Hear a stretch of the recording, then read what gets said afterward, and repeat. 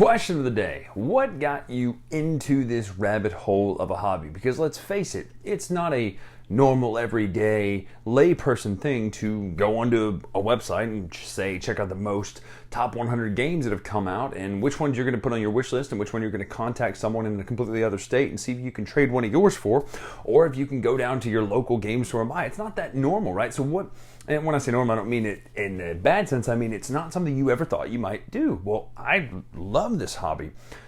So much. I mean, look around the room, all over there and up there and everywhere. There's stuff everywhere with this hobby, right? But what got me started into it? What got you started into it? Let me know in the comments below. I'm curious how you got down into the rabbit hole of this hobby that we all share. Because me, personally, it was a game called HeroClix. I was watching on comicbook.com and our Newsarama, and I saw an ad for a game called HeroClix, and it was these fully painted miniatures, and I was like, that's amazing. I want to play that. I've never played a game like this. The last thing I remember playing was Star Wars Epic Duels back in like 04, right? 03, 04. So it was a pretty big gap. We're talking like a 14-year or 10-year gap, I guess, between playing a hobby game and not, which is why we're talking about today's topic. Today we're talking about the Wonder Woman 80th Anniversary Miniatures game from Wizkids. That's what the game's called. But again, Wizkids is doing this very smart thing where they're taking their HeroClix product, which is a massively collectible game, and they're putting it into a board game style to where you can play it completely with just this game. Or you can go even further down the rabbit hole of collectability and collect more stuff, right? It's the same thing as if there was a Pokemon card game, board game that was self-contained. You've got 2 decks, right? Or maybe you got an Eevee and Pikachu starter set. You're just happy playing that. You can play that for the rest of your life. Or like some of the Magic the Gathering things, right, that were in that universe. It's kind of like that. Whereas this, though, you're getting 10 HeroClix figures, you're getting a rule book how to play HeroClix, but the game that you're buying, this miniatures game, is a self-contained set of scenarios that you play 2 players on one-on-one, just in this, I mean, you could technically play it with more, but one-on-one style.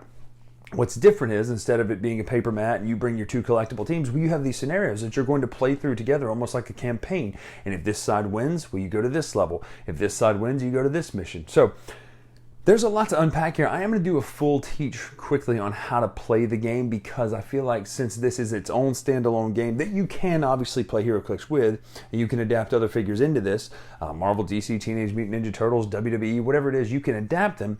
Since we're going to do that, I'm going to teach how to play, and then we're going to come back up, talk final thoughts just about this set. Not about the whole thing, not about HeroClix, because I love HeroClix and will always, but about this. So let's take a look right now at the 80th Anniversary Wonder Woman set.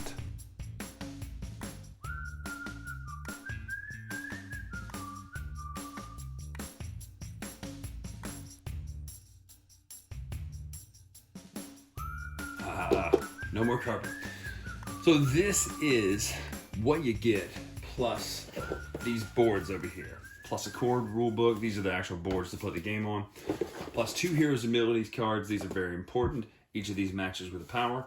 And then also this excellent core rule book. It reads like a board game rule book, not a miniatures game rule book, which is fantastic. Plus an ad for where you can get more. First of all, you get these 10 miniatures. I want to show you. Let's start with Wonder Woman herself. The miniature quality is just fantastic for a pre-painted game. Now, one thing they've done in this set is nobody is standing directly on the dial. They're all standing on a piece of debris or something, which really elevates the figure. So, but literally and figuratively. Some of the villains are Star Sapphire, and I believe this is the Carol Ferris version, not the Wonder Woman version. Yes, it is, and it gives you her real name right up there. There's Carol Ferris right there. These cards are pretty interesting. I'm going to show you all the sculpts really quickly. Or at least some of them. There's Mary Shazam, which drives me absolutely crazy that they have to do that now. Mary Marvel, as we know her. Donna Troy, pretty awesome. You got Cheetah, really great sculpt as well. Miss Martian, love this. Pretty awesome. As well as Medusa and Circe and Silver Swan. So a lot of great, stop looking at me, Swan. This is not her, this is Medusa. Point being, sculpts are great, but everybody also comes with 2 versions of the cards. Now this is important because your powers in HeroClix are obviously on this base, this clickable base. So what you see here is this character's movement, their strength, their defense, and their damage. That's what's in the window here. So that's 10 movement, 11 strength, 18 defense, and 3 damage. Very strong figure, by the way, for 30 points or 40 points, depending on where you play her. We'll talk about all that later. Movement style, this with a wing means she can fly. This means she can attack 2 characters, 0 range though, so she's has no range, but she can do, you know, quite a lot of damage to 2 different characters. These are the defense powers and stuff like that. It just shows what they are. The set collection here in rarity, these are all the same. Any team abilities or any powers abilities they have. So she's Mystics, which means if you do damage to her, they take 1 damage back. Pretty great sculpt, by the way. Also, you get an A and B version of the card. Now, the A side is meant to be easier to play. You can pick it up as a beginner. It explains even the team ability of the Mystics here. It explains what the powers do pretty much. But, I mean, there's no funky, weird white powers. When you have a white box around a power, it means you have to refer to the card. But the basic card is just the power colors in here. So she has Charge, Flurry, Quake, and Vulnerability. Now, me as someone who plays, I know instantly that Charge allows you to move at half your speed and do it an attack in the same move. Normally, you can't move and attack unless you have what's called a move and attack sort of thing. Flurry lets you hit twice. Quake will allow you to hit everybody around you. And Vulnerability means you take 2 damage off. You reduce damage by 2. Whereas the advanced version of Mary Shazam has Strength, Quake. When Mary Shazam attacks and misses all targets, you may deal 1 damage to any missed target, so she's always doing damage. Second Wind, Stop. It's a stop click, which means you stop her even if you were to do 4 damage, and when you take damage, by the way. So this is her first click. You'll take damage. 1, 2, 3. Now, let's just say we're playing her at that other side. So over here, you're playing her here. Now we get to that stop click. Boom, boom, boom, boom, you'll stop here. No matter if you were doing enough damage to take her out, you'll stop there. That's what that means.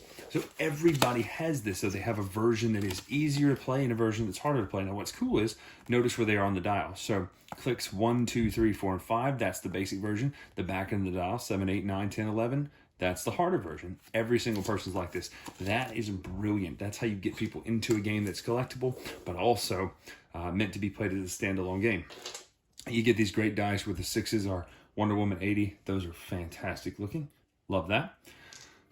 They come with action tokens. These are how you mark that you've taken an action with that character. There's light and heavy objects. These, by the way, are new. They're not normally shaped like this. They're a little bit smaller, but they're very cool looking. The art, heavy objects on the back, light objects on the front. I don't even know what that is. What is that? It's a jackhammer and a manhole versus frying pan and a wrench. So different options for powers there. You have smoke, debris, and barrier. These are things that characters can do. If someone throws barrier out, it becomes a piece of terrain that blocks you. Smoke becomes hindering terrain. And then debris is the same kind of thing. If you break a barrier, if you break a wall, you put debris there. You also get some bystander tokens. These are characters that don't get a statue or a miniature, but they are 1 click long. So Shadow, Wonder Woman, and these come into play in the scenarios we'll see. But also some of them are pretty good. I mean, they're pretty strong. You couldn't just play these on a team because they don't have a point cost, but you could, based on the powers and abilities out here, you possibly could generate these, or you could possibly, let's see if she has it out there. No, it looks like it's something that's going to come from scenarios, but these are 1 click long essentially, and they can take damage and they can do damage as well, but they only have 1 click of damage. And then obviously some special ability items over here that are going to be in the scenarios. So Hammer of Hephaestus, it's an object that you can equip. You can equip it on anybody. Equipped characters get extra strength. This one I'm going to guess, Boots of Hermes, I'm going to go with a +1 movement. Nailed it.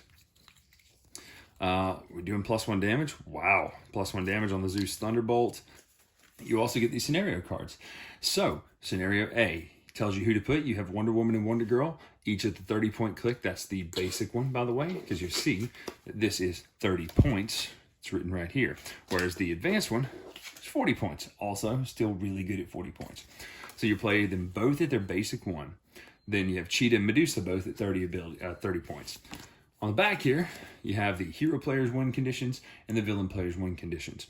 The heroes need to beat, or they need to KO Medusa and Cheetah, or they need to KO one opposing character and get the other opposing character to click number 5. If you do that, you continue to scenario B. The villains KO Wonder Woman and Wonder Girl, or KO an opposing character while Medusa and the Cheetah are on click number 1. Proceed to scenario C. So let's just say we win with the villains. The villains would say saving Wonder Girl. So Wonder Girl has been kidnapped. So you now have Donna Troy and Wonder Woman playing against Silver Swan and Star Sapphire, and you have to rescue Wonder Girl from their start player. So these are several scenarios that will play you on this campaign and go boom, boom, boom, boom to different missions. And essentially you're playing the game, fighting and doing everything you would normally do, but you're doing it in such a way it feels much more campaign driven. Now let's give a quick overview of how to play the actual game so you get an idea. So this is scenario A setup. You're going to play on this this side of the map here, and it's the Paradise Island Outdoor. This map can be used in regular HeroClix too, not just this beginner game or this scenario-driven game. You could use this or the backside Mount Olympus. It's two different sides of the maps. It's a huge map, by the way. So let's talk about basically how to play. You're going to be moving, attacking. There's different phases. There's beginning of round. There's the action phase. There's a beginning of turn, the action phase, end of turn, and clear phase. Now we're not going to go through every single rule, but we're going to go through the majority of how to play. There are certain things called theme teams, where if your characters share a keyword, and keywords are these things up at the top of your player cards. So, for instance, they are both in Justice Leagues. They share a theme team, which will give you certain probability control abilities. We'll talk about that in a minute. Each power is listed in the per powers and abilities card. Now it seems like a lot, but not all of these are in it. They're not all in the set, and they're not all on these abilities. So don't get overwhelmed by the fact that there's this many, but each one has a color in each type. So in your speed window, your attack window, the one with the fist, in your defense window, or in the damage window right over here. So at the beginning of turn, you'll resolve anything that says beginning of turn. Now our characters do not have this. They're very straightforward. They're things like attacks and damage, etc. So on your turn, you will give an action token to a character to make that person move. You can do 3 actions and any number of free actions, no matter what. So 3 actions total, which means that 3 characters could act essentially, because you can't give someone 2 actions in the same turn. So they can move, they could attack, they could potentially move and attack depending on their types of movements, depending on what their powers give them. For instance, Cassie here could not move and attack because her powers don't allow for that. She's a 30-point piece that can move, but also she could attack, but she's mainly here for this probability control, which allows you to re-roll someone's attack dice, either yours or the enemy's. But Wonder Woman here, she has sidestep, which allows you to move 2 spaces and then attack. But we know her range is 4, so she gets close enough, she can get in there and then scoot 2 spaces forward and attack, etc. Sidestep's a free action too, so it doesn't count as a move action. So that's your movement. You're going to move up to your speed value. Don't have to do it, but you can move up to your speed value. So ours is 8 here, 8 and 8. You can move up to 8. So let's get these characters a little closer to the board. Certain terrain things like blocking terrain, you couldn't go through this unless you could fly over it, which Cassie doesn't fly, and this Wonder Woman doesn't fly. How do I know that? I looked at their symbols on their cards. They do not have the winged boot symbol, so you would see that. So they could not move through this. They can move around it. Certain hindering terrain will do things to characters. Again, you can ignore this terrain in your beginning games because it doesn't really affect a whole lot here. This is 2 different levels, which will matter for aiming and resolving ranged attacks, but for the most part, doesn't so much matter. Also, they're not adjacent if they're 1 and 2 levels apart like that. You couldn't just punch someone 2 elevations apart. Anyway, so you're going to move on your turn, move up to your speed value, and if you had something like charge, which I don't think anybody does, yes, Cheetah does. So Cheetah has charge.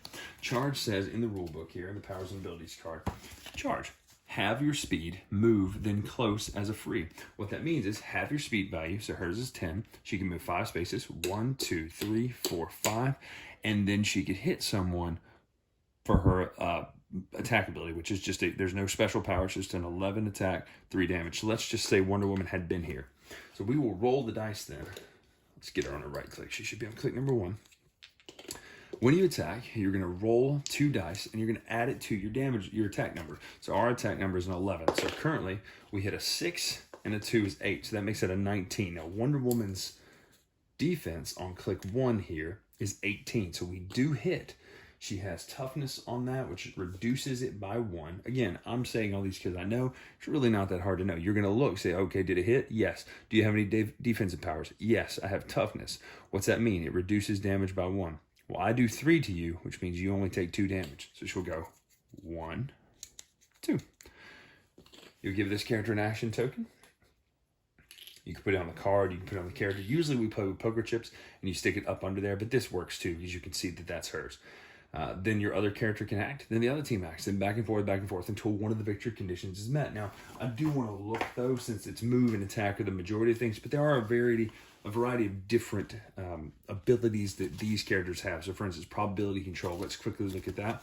It says once per turn, you may re-roll a target character's attack roll or breakaway roll. Normally, if I wanted to move away now, I would have to break away, which I could potentially fail, roll a dice. If I failed, I wouldn't be able to move away, which is not good. Some of the other things, we have combat reflexes. This is modified defense +2 against a close attack. So Cheetah is attacking. Who is she hitting with that? So if Wonder Woman had that on her defensive die, which she will later on, she'll pick that up. If she has that, which is right there, you'll then get a +2 to defense. You're going to do this, rinse and repeat until someone has knocked the other ones out. Now, there are ways to use these objects. You can pick them up. You can hit somebody with them. You can throw them. There are all sorts of things to do like that. But for the most part, what you're going to be doing is moving around, using your powers, using your support of your characters to strategically place yourself in a position where if you can't attack this turn, you can attack next turn. But that's the game in a nutshell. Now, it seems very basic because it is with these first scenarios. You're using two 30-point characters. Normally you're building teams of 300 points.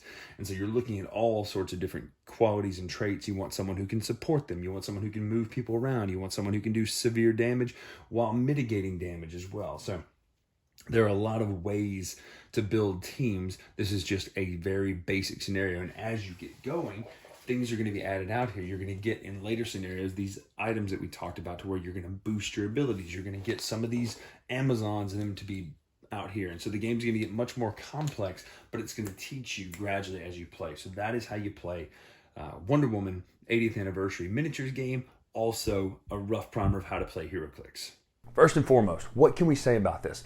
If you knew nothing about HeroClix and you bought this as a miniatures game, a pre-painted miniatures game, you would give it a 10 out of 10 for sculpts. These sculpts of these figures are fantastic. They're so detailed. Their scale is perfect for detail. They're pre-painted. They're in wonderfully, very dynamic poses and things like that. They look incredible. The flat board looks nice. It's actual art from DC stuff, just top down.